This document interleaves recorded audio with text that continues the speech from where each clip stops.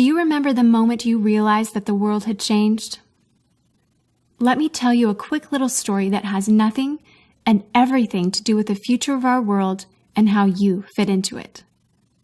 In 1917, the United States faced a huge problem. They were working hard to compete in the industrialized economy, and there was a shortage. Not a shortage of oil or coal or other natural resources, a shortage of people, specifically obedient factory workers. The solution to this economic dilemma? It was an experiment of sorts. It hadn't been done before, until someone thought of it. Mandatory public school. Unfortunately, the initial purpose of the United States public school system was not to inspire children or generate scholars.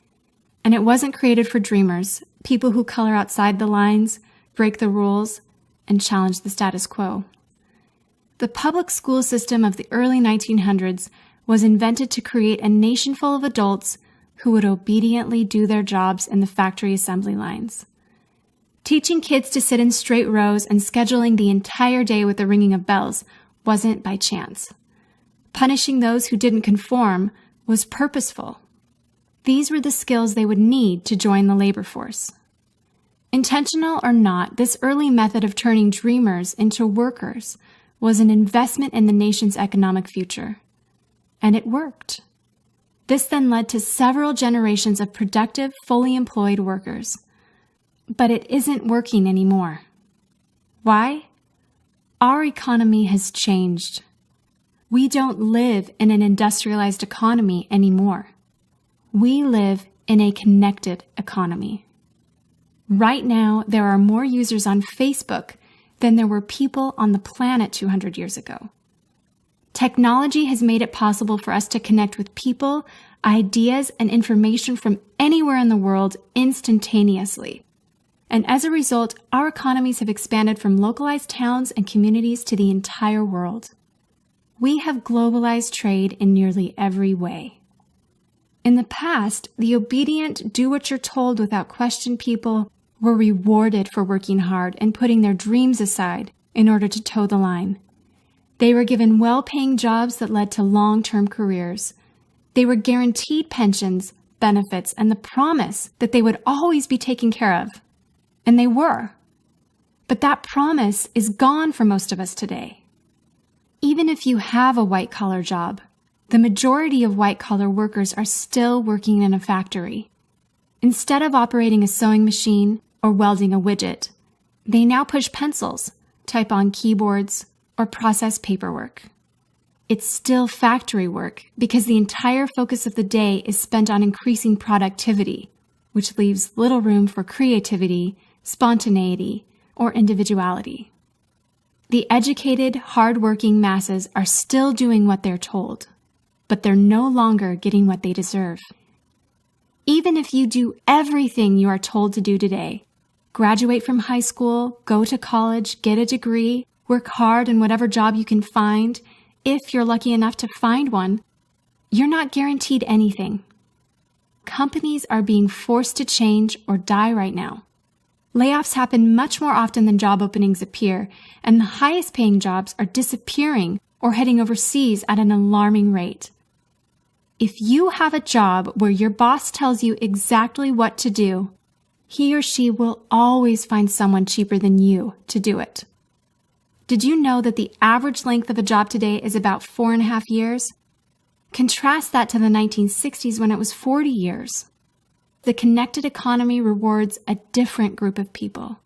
It rewards the people who see things differently, who don't conform, people who have ideas that no one else has, people who are willing to work hard but know that the old way of doing things is broken.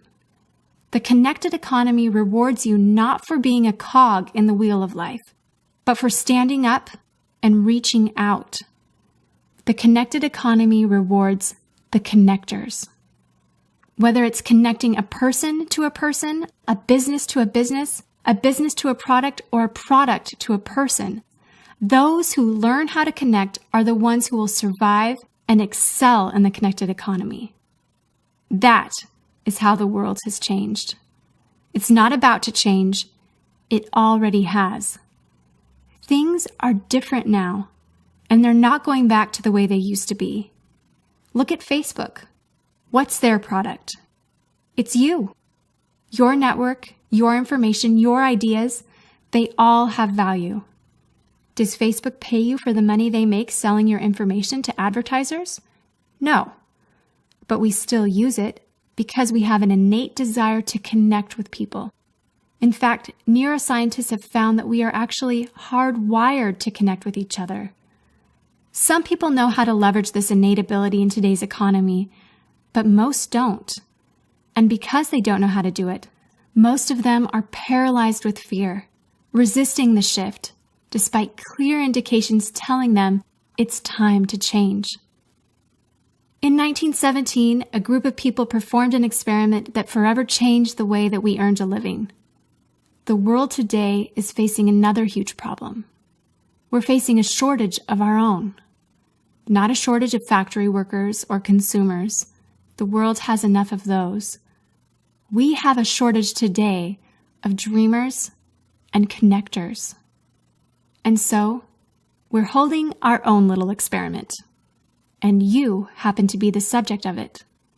This 8-minute presentation was specifically designed to seek out and find the connectors around us. Those who recognize that we are on the brink of the next economic revolution, who are ready to thrive in the connected economy, and who are searching for the best way to do it. The internet and technology are rapidly changing the way that we do everything today, including how we make a living. It's not too late to embrace the change and find a way to make yourself relevant and profitable in our brave new world. And that's why we've invited you here today. We've created something that rewards you for connecting. It pays you for bringing people together behind a cause, product, or idea. And we have systematized it and made it so that you can do it from anywhere with anyone at any time.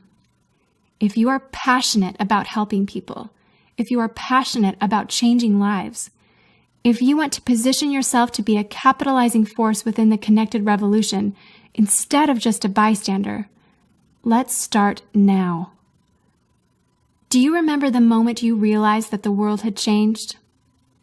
How about the moment you realized you could change with it? Are you ready for the details?